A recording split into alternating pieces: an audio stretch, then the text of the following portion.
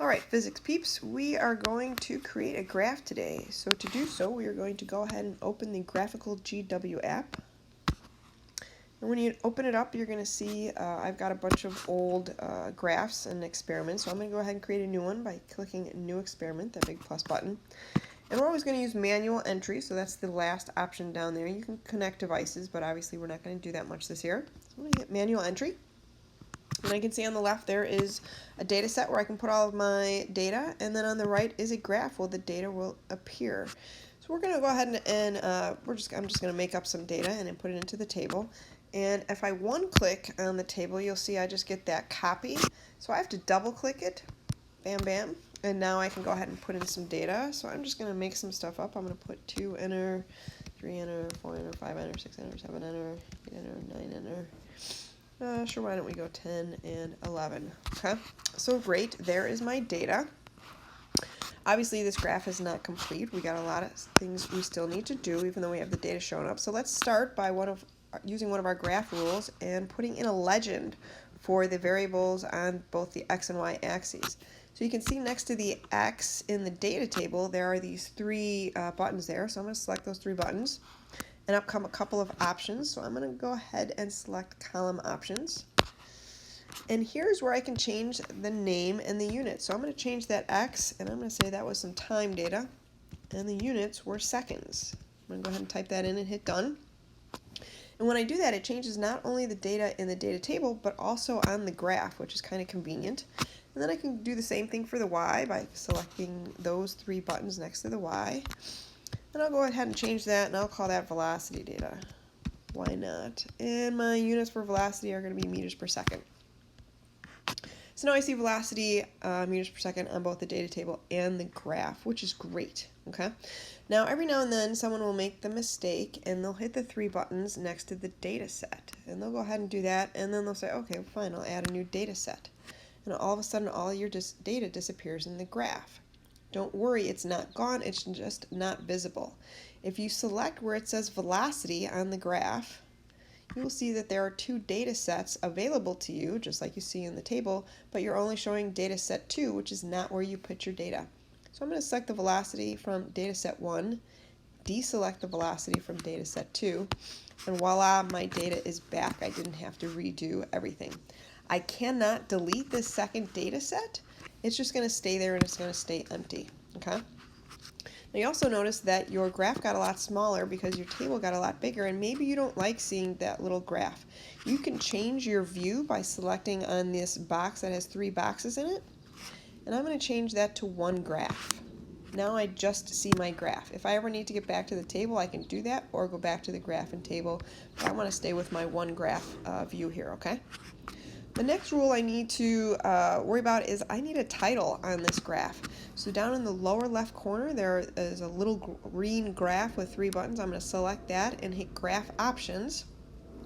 And now I can go ahead and type in my title. And my title is always going to be the same. It's going to be the graph of whatever is on the y-axis or the vertical axis, which in this case we said was velocity, versus whatever is on the x-axis or the horizontal axis, which is in this case we said that was the time.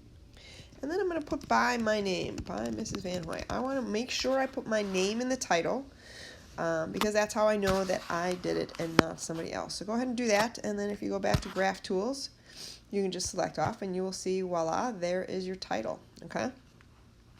Next thing we're missing is a line of best fit. So in chemistry you had to do that manually. Luckily for us with this app, we don't have to do it manually. The app will do it for us. So we're going to go back to that green button in the lower left and select that. And I'm going to hit Apply Curve Fit.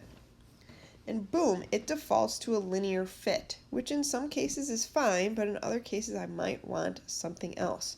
Okay, so I'm going to leave that linear fit for a second because I have another problem with this graph.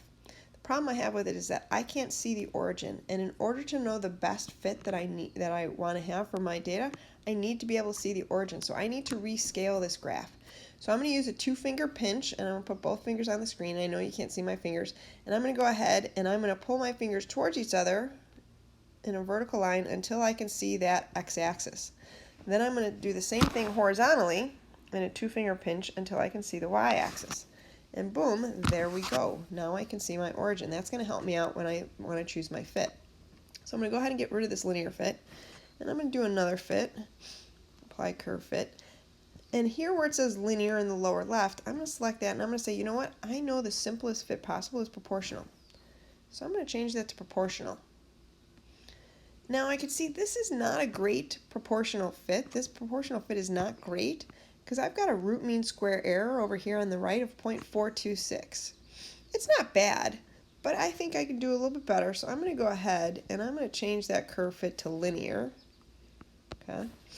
You can see that I have both now. I want to get rid of the proportional. And when I use my linear fit, I see a root mean square of 0. Now I'm not always going to get 0. I made up this data, so this is just a really good fit. But the idea I want you to take away from this is that always start with the simplest fit. And the simplest fit is always going to be a proportional fit. Okay, so always start with proportional.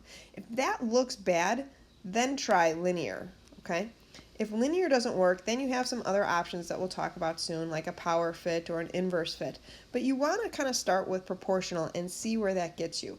I can see just by looking at this that this data that I've collected does not look like it goes through 0, 0, which makes sense when I look at my table, right? It doesn't look like that would go through 0, 0 either.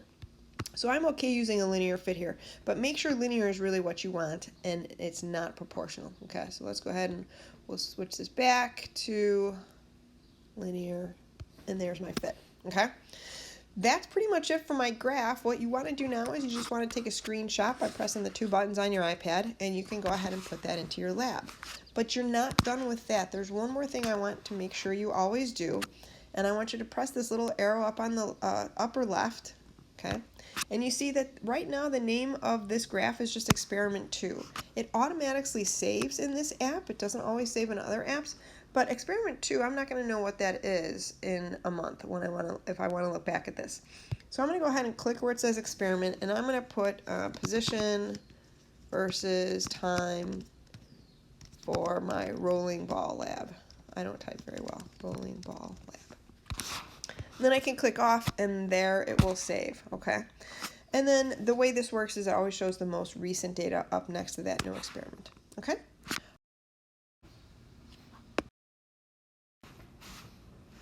Alright, so 2 more things I want to show you before we go.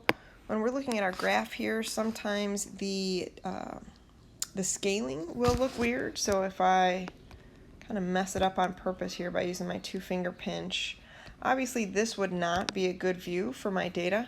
By the way, I can press this X to get rid of that weird line there. This would not be a good view for my data.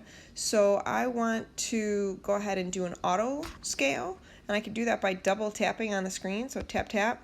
And it shows just the data, shows all the data I've put in, but it doesn't show the origin. Okay, so I want to make sure I'm taking up as much of my screen as I can, but then I also have to set it up so that I can see the origin. So that's when I use my double pinch, right? Or I can put 2 fingers down and move the graph around like that as well. Okay, so I wanted to make sure I showed you that. Otherwise, that's it.